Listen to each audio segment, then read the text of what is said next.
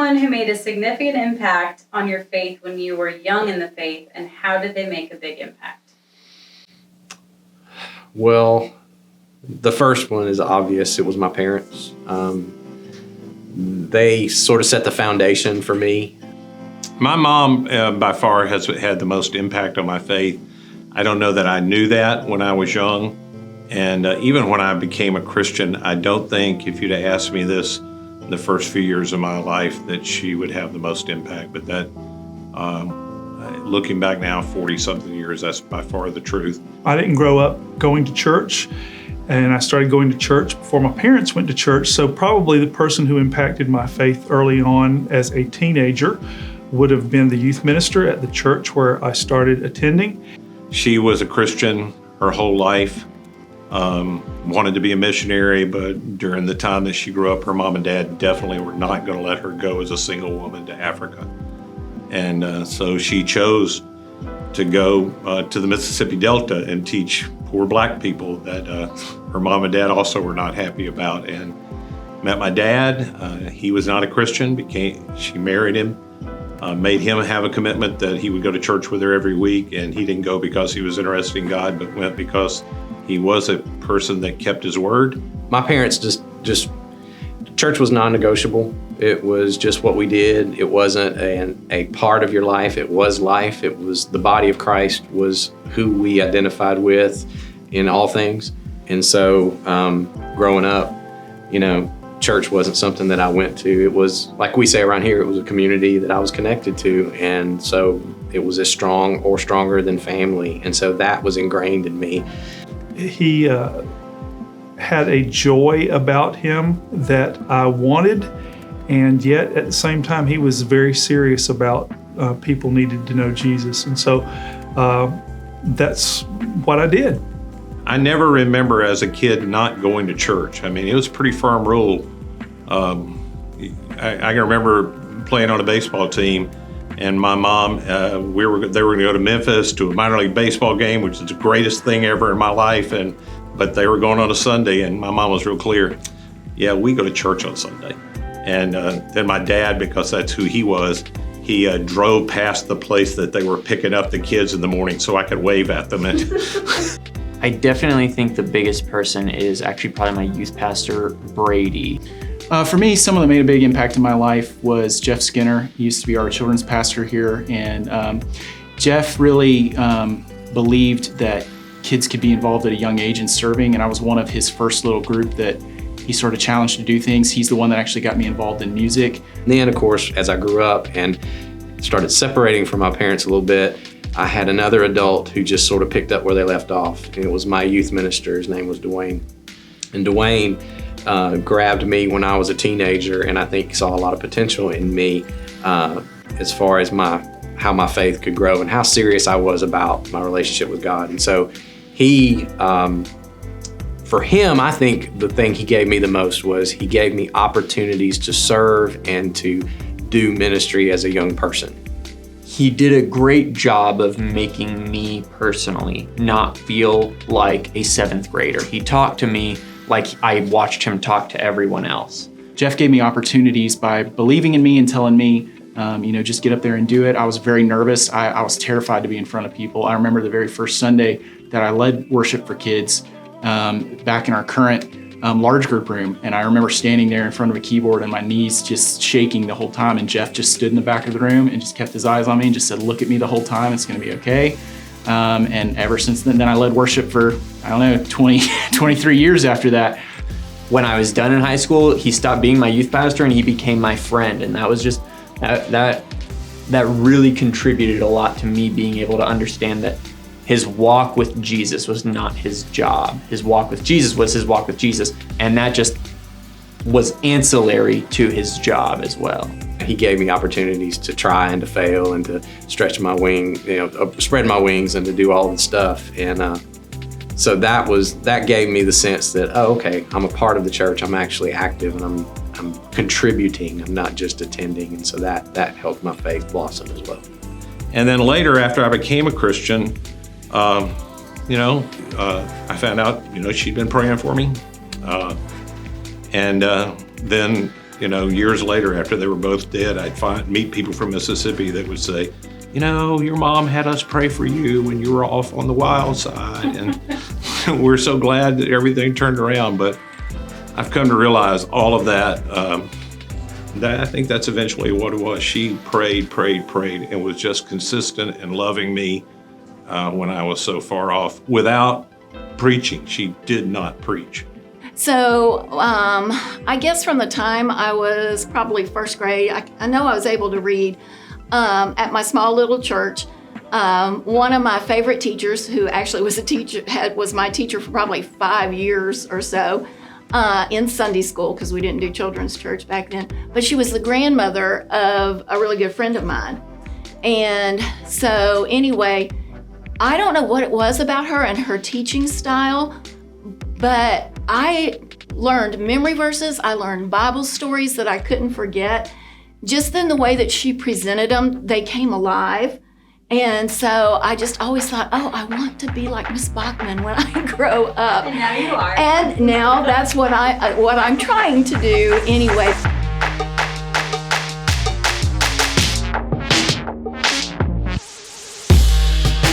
Welcome to the Not Great Parent podcast. I'm Molly, not great parent, and this is my co-host Nathan, who's also not a great parent. Not a great parent, Yes. for sure. How are you doing today? I'm doing pretty good. Yeah? Doing pretty good. Yeah. Good. We've had a crazy past couple days. We had some health stuff going on in our house, and then this morning trying to get ready to set to film has been a little frustrating, but we're going, and that's what matters. That is true. Well, it's actually the last of this season or series that Yes. we have done. It's our first season, and this is the last full episode that we'll have. Yeah.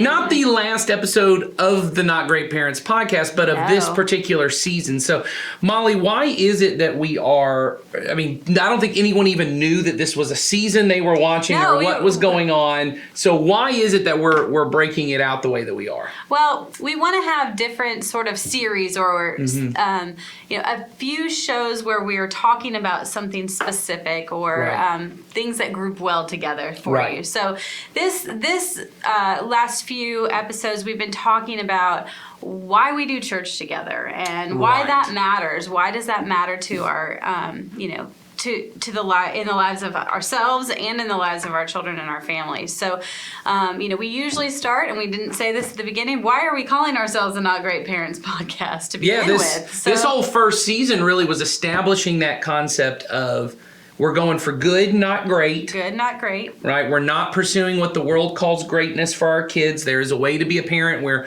primarily what you're looking for is to help your kids succeed or to be happy or all these different kind of things. We've used the phrase here before, happy, nice, successful virgins, right? That's what you're going for. And that's kind of the greatness model. As long as my kid is successful in the sense that like other people would look at me and my family and go, man, they are killing it. They've got it figured out. They got to figure out. Or maybe you don't care as much about success, but you really care about your kid being happy, right? And them finding themselves and all those different ideas.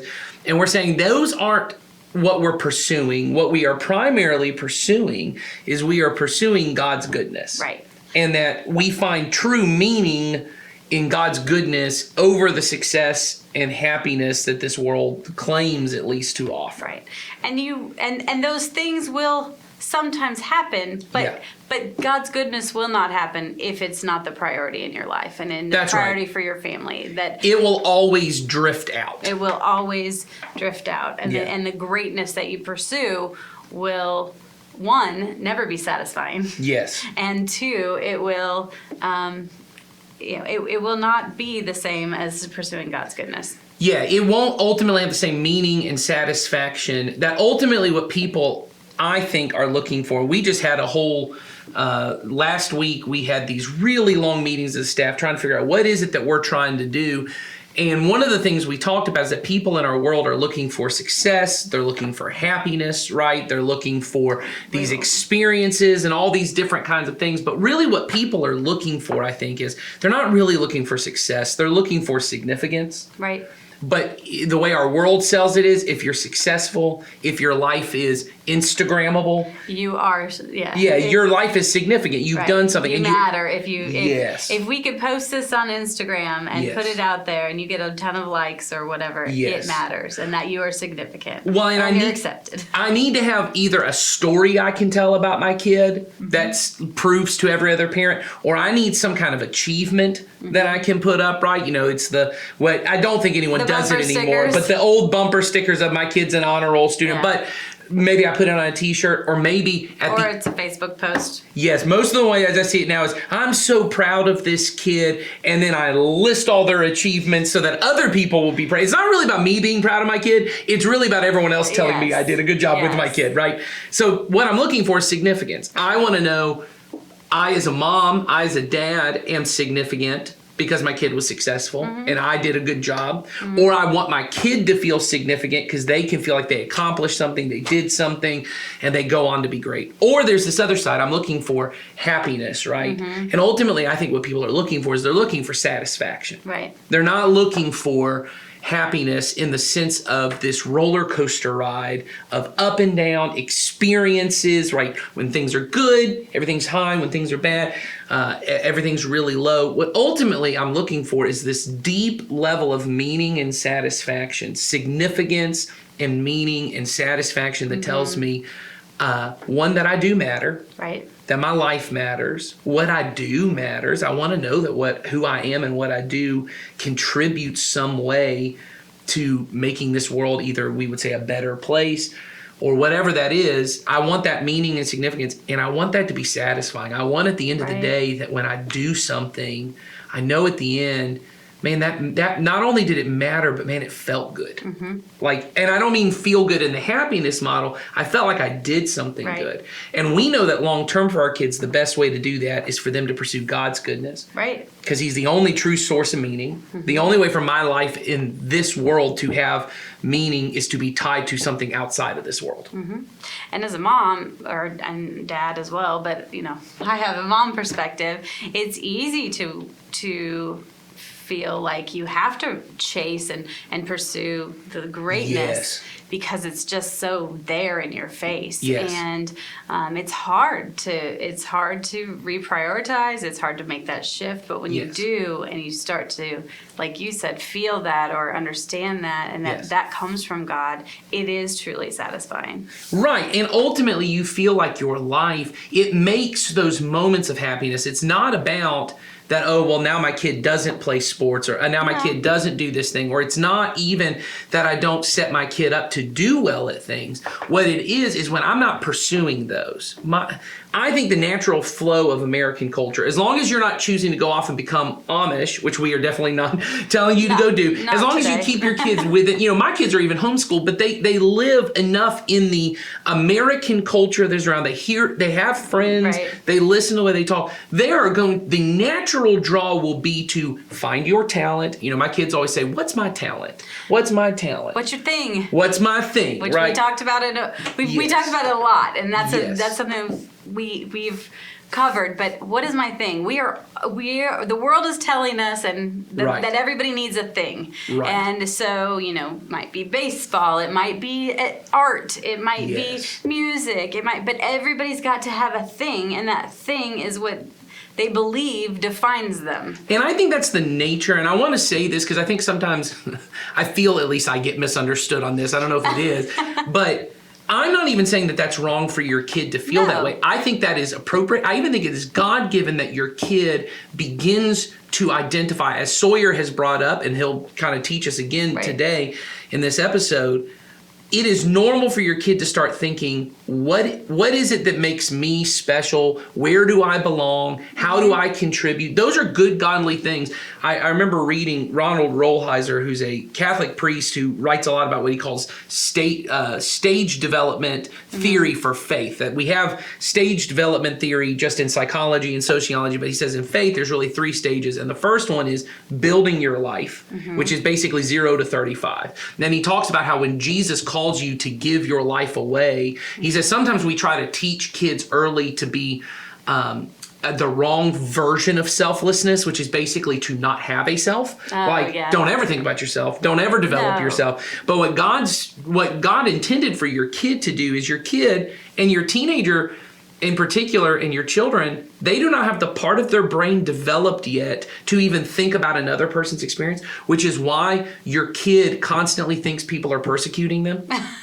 And you're constantly thinking your kid's selfish. Right, you're looking at your kid and they constantly, the teacher's out to get them, the coach is out to get them, you're out to get them, their friends, everyone, anytime they walk into a room, everyone was just talking about them and it was yes. always in a negative way. It is because your kids, the way that their brain is wired at this point is to be very self-focused because they need that in order to develop. So I'm not saying it's weird or wrong for your kid or some sign that your kid's not godly, that they're they sitting have a around, thing. that they think, what's my thing? What's Yeah. my talent? That's normal. What is weird to me is how obsessed parents are about it. Because you do have a frontal lobe.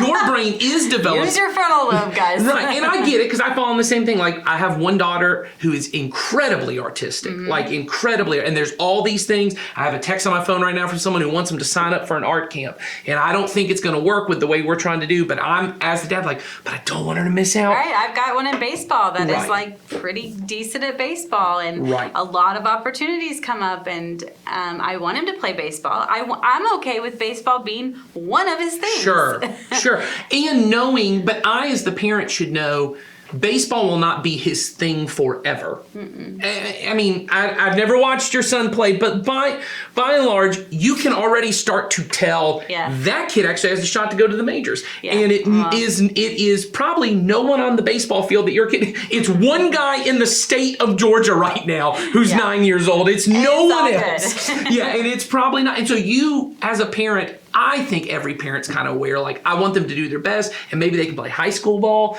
maybe they might play college ball, but you probably think this is not going to be their thing forever. Or even my daughter, who's artistic, I don't think she's going to make a living as an artist. I've told her before, I said, you might make it as a tattoo artist, you might make it in marketing. A variety of ways. There may be you ways use to that. use this skill, but by and large, this is not going to be the defining characteristic of your life. But it feels that way at 11. Oh, right. Or it feels that way at 7 when you're trying to make it happen. And so I always try to say to parents, it's okay that your kid is trying to figure out their thing, but you as the parent want to be able to go, I want God's goodness to be their thing, because that will not only be with them throughout this life, but the next. And I don't know what it will look like for them as an artist, or, you know, even a good student, you know, even a kid who makes all A's. Like I said to one group of kids, we had a group of kids at one point in our Wednesday night group, which at the time was our junior senior group, and I was leading it. And there was a group of seniors that were graduating, and there were like 3 of them, and they had been in academic bowl since they were like Well, 7, 8 years, however yeah. old you can get into academic Pretty bowl. They were in it. They were always that. And one of the kids, they went to East Coweta High School, right? And they had 850 kids in the graduating Right, class. huge class. And one of them was like in the top 10 of that class and was really frustrated that they couldn't get to the top 5. And I said, well, what is the difference percentage-wise? And the percentage-wise in their GPA was like 0.005 of a difference. It basically was one grade that was a B on one test where the other kid got an A. And I said, in a group of 850 students, the difference between the success rate of the top 5 and the top 100 is nothing. negligible. It's nothing. There maybe was a time when you had a graduating class of 50 kids and I was the top of that class. Yes. The difference between that valedictorian, because this was the thing, is I wanted to be the salutatorian or the valedictorian, and I thought you are probably equally smart or smarter than the kid. If you're in the top 100, you're doing pretty good statistically on the way that works and the way it will go. But there is this feeling among those kids of, but this was my thing. And My I thing failed was at my thing. I failed at my thing, and I could have been. But everyone knows if your thing at 40 If Molly told me the greatest achievement of her life was she was the valedictorian of her high school, I would think, I don't want to be friends with you anymore. I don't think I want to. I have to tell you something. Yeah, I was going to say, I don't No. think, I'm not saying being valedictorian bad. If that is the highlight of your life as a mother and a wife. Let's just stop right there. You know my math skills. I know that's right. I was not the valedictorian. Sorry to, I know that. to tell you that. I'm just saying, if that was the highlight, or if the highlight of your life was you, I have a friend right now You're the prom king. whose son is playing baseball, and right now they just made it to the state championship. If the highlight of his life, which I think this parent doesn't think that's true, but there are parents who get sucked in on it of, oh, now they lost, and it's not, now they can't ever be state champion at 11. Like, if the highlight of your career is being state champion, I watched the LeBron James high school documentary. If the highlight of LeBron James's career is when he was in high school, they won a state championship, and it's not. And I mean, that's bad because he went on to be arguably the greatest basketball player of all time. But the question is, what ultimately becomes the thing for our kids? And we've said, and this is what we've been trying to do this whole series, but what we realized about halfway through is when we were taking breaks for these mini episodes, we felt like we were losing a little bit of cohesion of what we were trying to get across. So in the future, what we want to do is to be able to really do a full season where 8 episodes in a row or 6 episodes in a row, however long it's going to be, is just talking about this one topic. And then the rest of the year, we're just doing the mini episodes of answering questions and kind of bringing up things that are going on in our world that we want to talk, or things going on in our church. But or our lives. Or just our lives, things that we want to talk Things about. that we've experienced at home. But we wanted to spend this first real 6-episode series, so maybe at some point it'll be in a full playlist where you could watch them all. Watch them all together. This series has really been about good, not great, and really about why we need the church, because ultimately what we know is for something to become your kid's thing, it's going to involve some relationships outside of you. Yep. I mean, if you look at your own life, Yes. and as we've done, and Nathan and I will probably talk about it right now. Yeah.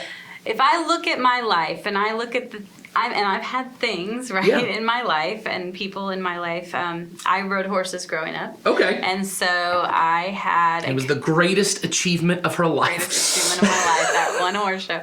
And Did you do horse shows? yes, I did like the jump. Oh, wow. So you weren't just like you weren't like just I like didn't have, I like horses and No. brushing horses and occasionally riding. You were a straight up horse girl. With You were. that did jumping and all that. Oh my gosh! Nathan, now- This is awesome. I know I said I wouldn't want to be friends with you if valedictorian was your thing, but if this was your thing, No, I did not know am that. next Okay, so you level. did the horse thing. Yes, which was incredibly time consuming, right? But Yes. also, and because of that, I spent a lot of time at Right. the barn. We didn't have a barn at our house, so we boarded our horse, and I was out there for lessons and practice, and then we would go to shows. And so I had a lot of other people in my life beyond my parents. They weren't at every single thing, Right, right? right. They weren't the ones teaching me either. Yes. And then there were other families there too, Yeah. and their parents were there. So I had a lot of influences, and within your thing, you Yes. get a lot of influences. And so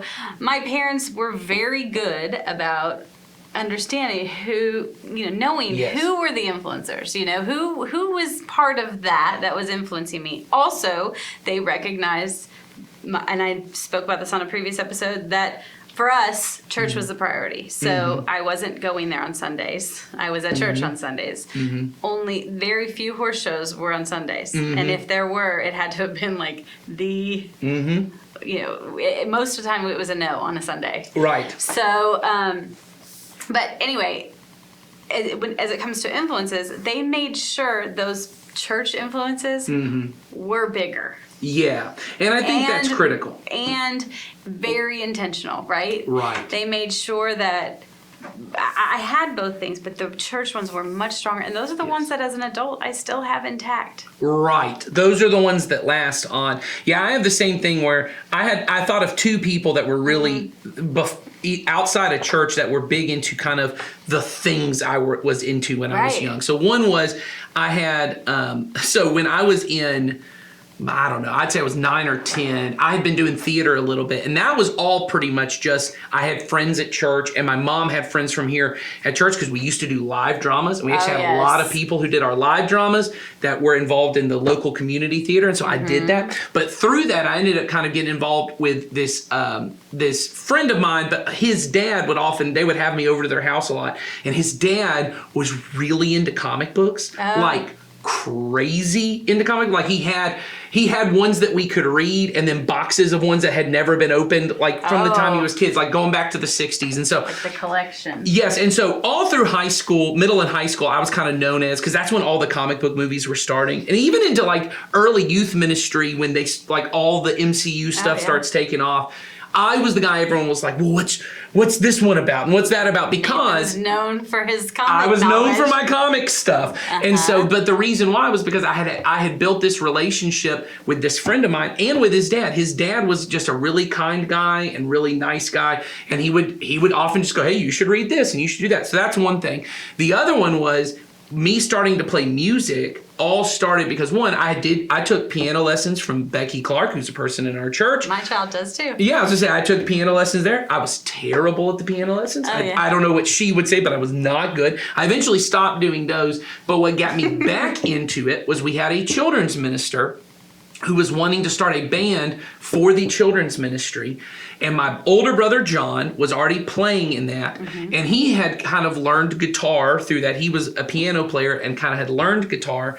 And I said, well, what if I could learn how to play bass? Maybe I could do it. So my older brother teaches me to play bass. And I'm 12 years old, and there's an older guy in the church. I bet he's 19 or 20. Not older, but he was older than me. Older to you. He was Older in than you. college, and they had asked him, his name was Chad, and they had asked him in college, because he was interested in ministry, to start a middle school band. Okay. And I was the only middle schooler that he knew was even interested. So he came to me and was like, I heard you play bass. And I was like, yeah. So your me guy. and him and one of his college friends were the middle school band. And I cool. thought I was the coolest 7th grader in the world. I mean, it probably was kind of cool. It was very cool because the first girl who ever even talked to me Was because of that? I later found out she just thought it was cool that I was hanging out with 'Cause you were college in the guys. band. Yes, I was just hanging out in a band. And had a 19-year-old friend. Yes, and had 19-year-old friends. And then eventually all of that became a part of me doing that. And I told our former children's minister, who's now, he's traveling the world and doing all kinds of stuff. He had posted a picture of him with there was a young kid playing guitar, and I'm assuming, and it said worship in the background, so I assumed, it's his church picture, yeah. and he's doing the same thing. And I just wrote him a note just saying, hey, this really inspired me because it reminded me of, I would probably not be doing ministry Without that influence. if that influence hadn't started. His name was Jeff, and he allowed me not only, so I started playing in the middle school band, and then he eventually asked me to start leading worship for the kids, and he just gave me a band. At like 13, I was in charge of all of these other ones. He said, Very cool. you just go ahead and lead the kids and do what you're gonna do. And I realize now, I had all these adults who were constantly frustrated with me, which I get because now I'm looking like, I bet any decision a 13-year-old made was a dumb decision. But Jeff frequently I would know he would go to those. He would defend you, wouldn't he? Well, he would go to them and specifically say, hey, this is what we're doing. We're trying to help Nathan develop. Mm-hmm. And he's going to make bad decisions at times because he's 13. But our job is to help support him, correct him when you need to. But we're not just going to quit. Right. We're not just going to give up on him. And that was hugely influential to me, was that someone was willing to say, hey, your thing can be leading in the church. Your thing can be leading other people to worship, which eventually led me to do a bunch of other stuff in the That's very church. cool. But it started with that. It wasn't music. It wasn't the love of music that got me into music. It was these relationships. Yeah, I think and I think it's really important to understand how. Yeah. I mean, we're not supposed to. God's already said we're not doing life alone. So Right. we are constantly as a church saying, have other relationships, have people in Yes. your life. That means your children too. If you're your Yes. child's only influence, first of all, you're wrong. Yes. Second of all, but if you want to be we've talked about this. As your children age, you need more influencers in their life. Yes. And you want those influencers to be people that are also going to point them to pursue the goodness of God and not necessarily the greatness and that the world says. So that's why we talk about church as a community, having your children here, having, relationships with their small group leader, having relationships with other adults, having some of the people who've influenced my children have been friends of ours that have that also have the same intentions in mind. And so it's really important that we continually put our children in situations where we allow those influences to be strong for them. So last time I did one of these, I talked all about how important it is for us as a church to affirm and encourage our teenagers. I talked about how it's one of the key tenets of our student ministry. And today, I want to talk about one of the other big ideas that we try to push with the teenagers that are in our church, which is this idea of mobilization. This one is mainly focused on the older students in our church, and the main reason is that they are asking 3 key questions as adulthood approaches. The first thing they're wondering is why they should believe this. I remember when I was in high school, that was when it became cool for my friends and I to not spend as much time at church. It's not that church became evil, but it became bland and boring. And I think a big reason for that is because there was no purpose. Sure, it was generically good for me to be there, but where on earth was this going? For me, it was just the place I spent my Wednesday nights and my Sunday mornings. And if I'm being completely honest with you, this is the question that has been driving the force behind how I approach student ministry. If a teenager is only at church because their parents are at church or their friends are at church, eventually they won't be. The answer has to be something that transcends themselves. The early church was an active participant in the society it was present in. And all too often, when we think the church needs to be more active in today's context, we think that means we need to be dictating what people can or cannot do, and less on simply walking humbly into their lives and offering ourselves as Jesus did for us. A real hero of mine is a man named Fred Hampton, who grew up in Chicago and was instrumental during the civil rights movement in bringing justice to the Black community of inner city Chicago. And his career all started with his relationship with Jesus and his church at the age of 18. This leads into the next question: how can I matter? The thing is, there might be a reason for the church to exist in their mind, but if they don't see that they're an integral part of the operation, they won't make it. Something that we as a church do a great job of is emphasizing the need for service. I love that about our church. But something that I want is for that mentality to start bleeding down into the teenagers. Just a couple weeks ago, me and a few students in our church went and served our community, doing yard work, being with people who need help. That's what I want the students in our church to see. I want them to see that the church is a place that they're meant to leave and be driven by. I think about in Acts chapter 2 when Luke writes, they sold property and possessions to give to anyone who had need. I think an error I made often, especially when I was younger, was to think that anyone who had need was just anyone who had need in our church. But if the church isolates itself, it dies. This, I think, is where the teenagers in our church shine brightest. They go into a hostile environment when it comes to their faith every day that they go to school. And it also is true, no matter what your age is, that your faith cannot survive alone. On the flip side, when their faith is all about actions that they take regularly to help build others up, in unison with others doing the same, that is when Jesus invades all aspects of one's life. So the final question that a teenager asks is very practical. What will I do? Something I love about student ministry is that I get to be on the front row of people who are finding out what kind of person they want to be. And getting to watch them fall in love with Jesus is easily the coolest part. I can think of a couple students in our church right now. They aren't perfect by any stretch of the imagination, and they still need to work on themselves a lot. But they are actively following Jesus in ways that are very tangible. When I was their age, I did all the things I thought I was supposed to do. I went to church twice a week. I went to CIY, and I even invited friends to church sometimes.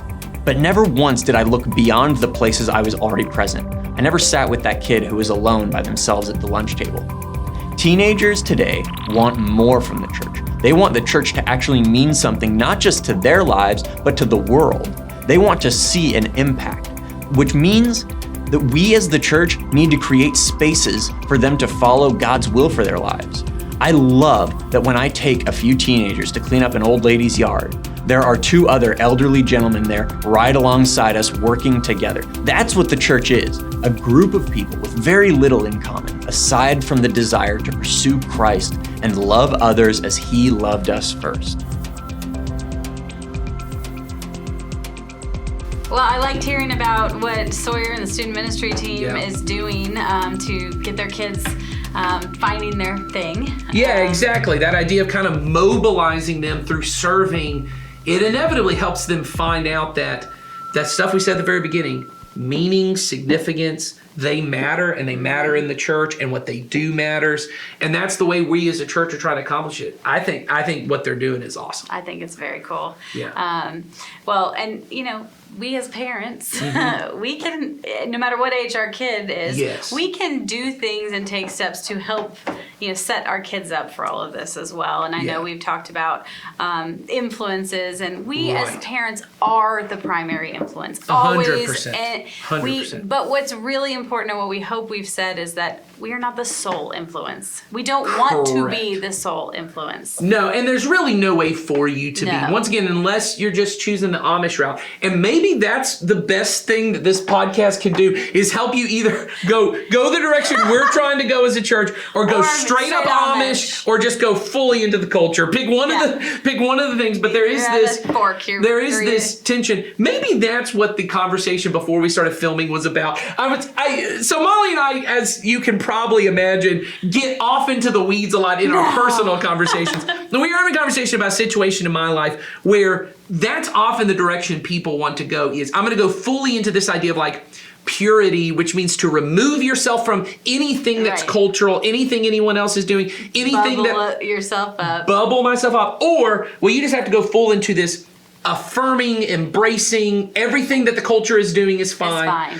And what we are trying to do as a church is really to live in this tension of, I still want to have relationship and influence with people who are in this world and living in this world, but to still do it where I am seeking first Jesus. Right. And there's a tension that creates, because you got to live in this balance Oh, yeah. that Jesus had to live in, where he was at meals with sinners and tax collectors, and everyone on the outside would have looked and said, oh, he thinks what they're doing is fine. He's fully on board with what they're doing. But he never said that. But he never did. In fact, he would say the opposite to them. Right. He would have to say to them, go and sin no more, or turn, repent of your sins, right? And come, believe in me, or join the kingdom of God. And so there was this, but he was always living in this tension of, I'm not going to fully say what you're doing is good. Mm-hmm. I'm not going to call what you're doing good. I will call it sinful and evil. Mm-hmm. But I will also call you towards what God is calling you to do without bubbling myself off like the Pharisees would. Right. And I think that's what we're trying to do with our kids. Oh, I think so too. I think we're trying to say, we are all living in this Yes. world. We're all Yes. living in this world. But we know that the kingdom of God is also Yes. this world, and we are here living in that. And so we Yes. need to, they are happening at the same time. Yes, and that's the point that Jesus makes. So we as parents can't say, okay, we're going to just go over here and do solely, kingdom of God in this little bubble. Yes. And we shouldn't, because if we're over there doing that, we are not going to do what we've been called to do. Yes. And our children are not going to do what we've been called to do and help others find Jesus Yes. as well. And so when we talk a lot about, and I know in our parenting ministry we say it all the time, we've now said it in several sermons, you as the parent are the primary influencer. What we do not mean is that you are the sole influencer. Mm-hmm. You are, and the way I often say it in our media series, like you are the primary stakeholder. You are the majority stakeholder You're the of ma- influence, which means you have 51 to maybe 65% of the influence on your kid, because there are all other kinds of influences coming in. Teachers are influencing your kids, other parents are, other kids are, things they're seeing on TV and social media are. Yes, and if you think that your child is 100% influenced by something else, like a bad kid, bad kid at school, Yes, that that's a is good also a bad, that is also a false thing you're telling yourself. There's not one influence over us, positive or negative. That way is the only influence. The way that you and I know talk about a lot are in terms of circles of influence. Right. We That use this phrase of circles of influence, and I wish we could have drawn up our visual, but we don't Yes. have that. But you could imagine. You can circles. imagine. You There's all a know circle. what a circle looks There's like. a circle. Imagine a bunch of circles, and some of the circles are bigger than others. Yes. And some of the circles are, Yeah. they might grow and they might And shrink. you as a parent are the primary influence, but it is a diminishing influence. I don't think there ever comes a point it gets below 51%, No. at least by the time your kids are 18. But I would even say into adulthood, my parents still hold a huge influence. They hold probably less than they did when I was 18. Now that I'm, parenting my own kids, I'm Yes. doing that. But they are still a very large circle. What my parents think of me, I still want to make my mom and dad proud. I still want them to say, hey, you're doing a good job. So they're a big sphere. Even if you're someone listening and you don't have a great relationship with your parents, the influence that they had on you and continue to have on you probably still exists. Meaning, Yes. meaning you may do stuff totally opposite of them. Yes, because your of it. decision to do But- X, Y, or Z because I will not do what my parents did Yeah. means they still hold influence. Yes, parent. I agree with you 100%. Never less than 50%, whether you have Yes. a positive or a negative relationship. And And, when you we have- want it to be positive. Yes, yes. And if you have, so I would say when you have a baby, you're 100 to 99 to 100% of the influence, right? Right. You and your spouse, or, if you've got a babysitter, they might have a little bit of that influence. But by and large, the more time you have with your kids, the larger your sphere of influence. And when they're babies and you can physically pick them up and Yes. move them, you are the largest influence. And then it shrinks a little bit when they start going to school because now they've got teachers and there's other kids, right? And then it shrinks a little bit once they get into middle and high school because their brain starts developing in a way that they say, you're an idiot, you don't know anything. Right. And it shrinks a little bit, but you always have the largest. But what I always say is, even if you have 70% of the influence over your kid and you're using all of your influence towards Jesus, there is still 30% that is missing. And so you are the primary influencer, but you cannot be the sole influencer. You need other circles of influence of varying sizes that are coming in to support you to make up that other 30%. And each circle of influence may only be 3%, 5% influence. Yes. But if you can get enough of them in there, it builds it up. And we know this, I know this already probably sounds silly to some of you because you're just imagining a bunch of bubbles stacking on top of each other. Kind of true. Yes, but there has been research. When I started in student ministry on staff, they had me read a book called Sticky Faith by Kara Powell. And I'm sure there's someone else, but Kara Powell's the only one I remember. So I'm sorry to those there's others of others. you who also contributed to the book. Kara Powell is awesome, and I've read several of her books. She's the person I remember. And she just has released a new book. We were at a Yes, she conference that she's got a new book coming out. But she's a researcher that primarily researches youth ministry and church involvement after their faith development after youth ministry.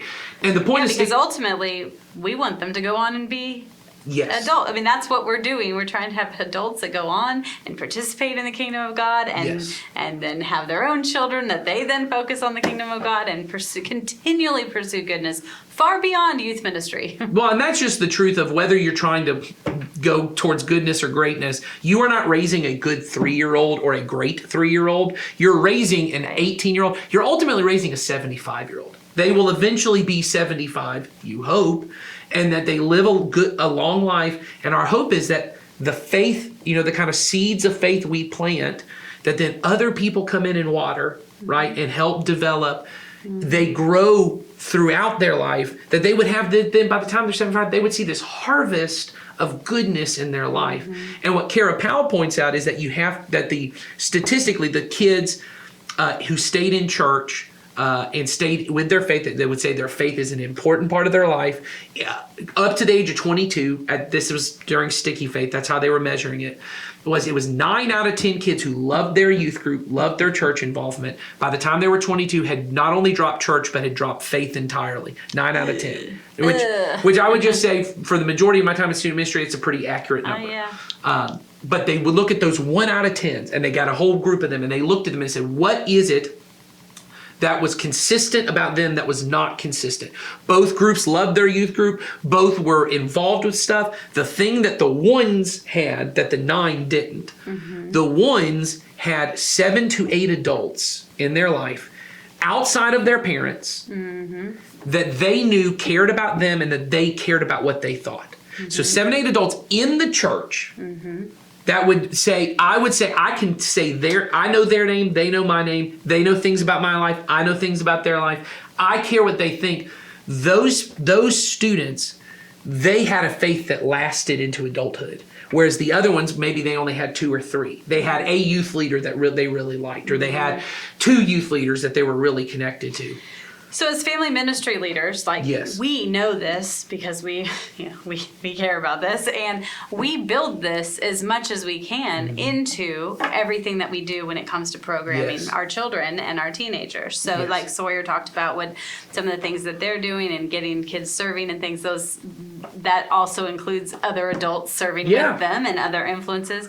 We as children's leaders, we have our program designed to prioritize the relational side of what we do. We love when your kids learn and memorize verses and all Sure. that. Great. To me, that's the byproduct, right? Because what I really care about is that your children come in and they come out knowing they're loved. Yes. They come out knowing, and not just by God, but by the adults that were with them. Yes. And we strive for consistency in who those adults are in those classrooms. We have a small group setting and a large group setting, Yes. and that intentionally puts your children in relationship with more than one adult. Mm-hmm. And then we try to have it be consistent in that if your leader is there, they're probably there 3 or 4 weeks out of a month every time, so that your child has the Yes. time and opportunity to develop the relationship with that leader, and then they'll move on to another leader. And Yes.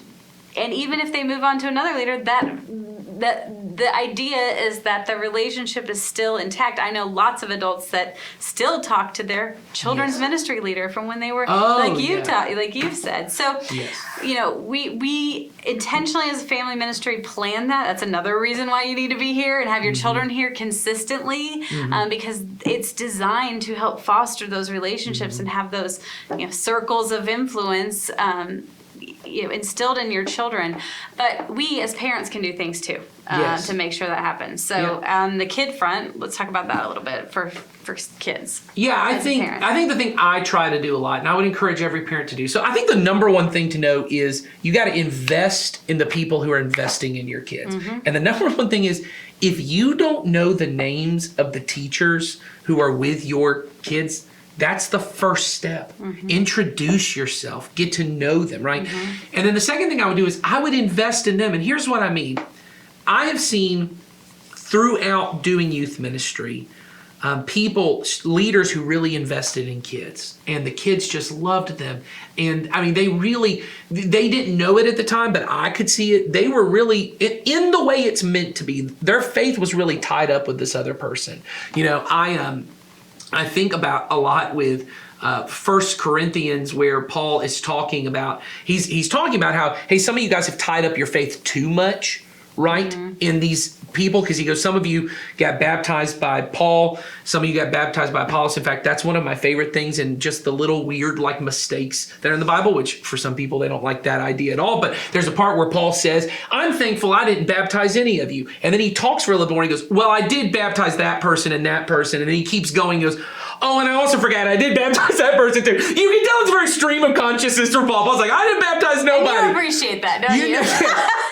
Maybe I did baptize that one guy. Oh, and that family also baptized those people. Totally forgot about you. Sorry. But no, my favorite part is that it's just this very human moment for Paul where he's kind of figuring it out. And he says, some of you got baptized by Paul. There was another church leader named Apollos, which I thought was very cool. Paul and Apollos. Paul and Apollos. Right. And he goes, some of you got baptized by them. And he goes, but all of you were baptized into Christ. And then he says this phrase that I used to use a lot with student leaders. He goes, some people plant the seed. He says, Paul planted the seed of faith. Apollos watered it, right? But it's God who makes the harvest. Yes. Right? God is the one who makes the harvest. And that's what we want for our kids. Is I have seen leaders who have maybe in young ages have really planted the seeds of faith. Others of them who have been watering those seeds. And the kids really start to see, I could be like, Mr. Matt, or who's one of our volunteers, or I could be like Miss Dana. I could be like them. But then what happens is those leaders over time, one of the hardest ones, and I'd say this is honestly, it's even harder for student leaders, I think, definitely. I know where than you're going. even in children's. It's really hard to see if you're ever making a difference. There's a little bit when the kids are really young and they maybe grasp who God is for the first time and you see it light up. Or you Or were even talking. when they're really excited to see you. Yes, they're excited to see you and they're cute, But when you have a 13-year-old come in and you're like, "How are you?" and they just grunt at you like they do at you, the parent. They also do that to the volunteers and student ministry. And you start to wonder, is anything even happening? And eventually those leaders, they hear Molly, the children's pastor, and Sawyer, the student pastor, telling them, but they also kind of know in the back of their head, like, well, Molly's got other reasons to tell me I'm doing a good job because Molly needs a warm body in this room. Molly needs leaders. Molly needs leaders. So maybe Molly's just saying that to me because she wants me to think I matter, so I stay involved. But when a parent comes up, and so I try to do this a lot, and go to Joe, who's one of my kids' teachers, and Dana, who's one of my kids' teacher, Matt, who also has done that. But you were talking about, the multiple leaders. I have younger kids who aren't even in Matt's class, but because y'all do large group together, they see know who Mr. it Matt, is. and they love Mr. Matt. They know all kinds of things about Mr. Matt. And I try to tell them all the time, hey, what you're doing really matters. I want you to know from a parent, it really matters. Because there is something that speaks to a volunteer when a parent comes to them and says, my kids love you and you're making a difference in their lives. That volunteer really feels like, man, this is worth the investment. This is worth my time. And you as a parent want that to happen, because what I have seen is the people who planted the seeds in water, when they start to feel like it doesn't matter and they kind of go, well, you know what? After these kids graduate, I'm going to stop.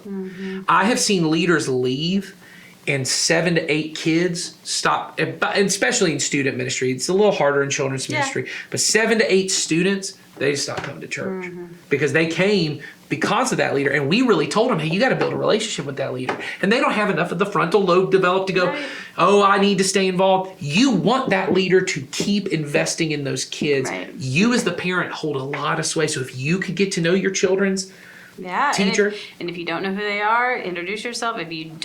If you want me to introduce you, Yes. I'm happy to do so. Yes. Same with Sawyer and students. I know Yes. students go in on their own. It's a little bit different in the drop off and pickup process and all of that. But Sawyer, get to know Sawyer, and Yeah. Sawyer will introduce you to their leaders. Yes. And we know that with students, we still want you to do the same thing with the leaders and be involved, and then you back up a little bit and let the leaders influence your children. Yeah. But you should also have a relationship with them. Yeah, when know who they are. What I tried to encourage parents to do when I was doing youth ministry, and so I want to encourage you to do this, for Sawyer and them, is one, invest. So all the things I said about children's ministry, get to know them, tell them they're doing a good job. But as you're feeling it a lot. I know, because I'm just now starting with a preteen who's quickly approaching teenage years. My level of influence is starting to It shrink. goes fast. And he feels like it comes out of nowhere, right? And you're trying to grasp on. I want to argue this point a little more. I want to influence more. I want to kind of go at this. And you start seeing that a student leader has more, they don't have more influence, but it feels like they have more influence. Because suddenly your teenager comes home and goes, by the way, guess what Mr. Matt said? And you're like, that's what I've been trying to tell you for 2 years, and you didn't listen. And you often say that. Or maybe the student leader kind of encourages them in something that you go, I'm not sure. I kind of wanted them not to care. Maybe the student leader says, hey, you matter more than your grades. But what your student heard was grades don't matter, don't even try at school, which happens, right? Which isn't what the student leader said. And you heard that and you're really frustrated about their grades. And you go, don't ever listen to Sawyer again. He doesn't know what he's talking about. Grades matter. And you go into that. Sawyer's dumb. And now what you've done is you've jumped in and you've now either lost your influence on the kid, or you have said you shouldn't listen to this person that I do want you to influence. Instead of what you would do, what a lot of teenage parents I'm learning I have to do is go, huh. That's what that person said. Huh. Okay, interesting. You don't say anything to the kid. And then if you want to, because now you've built the relationship, say, hey, guess what my kid said the other day? They said that you said this. Can you help me understand what you were trying to say? And maybe you have the influence on that. Or maybe you just allow this other student leader to have investment in your kid because you know that leader, you know their heart, you know they're trying to draw them towards Jesus. And you are able to say, hey, I want you to have a big enough sphere that as my sphere is shrinking, I at least know who the people are who are getting spheres of influence with my kid. And so I just really want to encourage you once again, make sure you're increasing how many circles your kids have, Yep. but also the size of those circles. Yes. You want them to have that influence because even though you are the primary one, you are not the sole influencer on your kid. And all of us are trying to get back to that idea that we've been talking about this whole time of we want our kids to seek first the kingdom of God and his righteousness above all other things and his goodness. And earlier in that Sermon on the Mount where Jesus says that, he says this beautiful line where he says, the blessed are the pure in heart because they will see God. And I think it's Soren Kierkegaard who at one point talked about purity of heart. And he said, purity of heart is just to will one thing, to want and work for one thing. That the kind of, and this is what people love. And this is why we love athletes, I think, because that is the difference between LeBron James and your kid. It's not just that he's, genetically designed to be an amazing basketball player. He willed one thing. He got up, he ate, was about slept, that, drank, basketball. That's all he thought about. He willed one thing. We love that. What if your kids' one thing that they willed was God? Was being in the kingdom of God, pursuing God's goodness and his righteousness. Well, the only way that's going to happen is if the people you surround him with. LeBron James, it was not just his mom that was like, you should be a great basketball player and patting him on the back. He had a coach. All of his friends were playing basketball. All the people in his life were helping him say, this is the one thing. This is the one thing. Well, what if every friend, every relationship they had who had the biggest influences were people saying, the one thing is Jesus and his kingdom. Yes, because when your child's not going to naturally point their feet towards Jesus. No. So you need those influences to help point them there. Yeah. So I think that's the end of our season. Yeah, it's been fun. It has been good. And you will be back with another one. Yeah, next week we'll have a mini episode and hopefully in a couple months. Keep sending in your questions. We've been getting great questions Yes. from you guys. You can see the form in the show notes and we will address those and we'll Yeah. do mini episodes for those. But thank you for being with us on our Yeah. first season and keep on being not great parents. Yeah. See ya. See ya.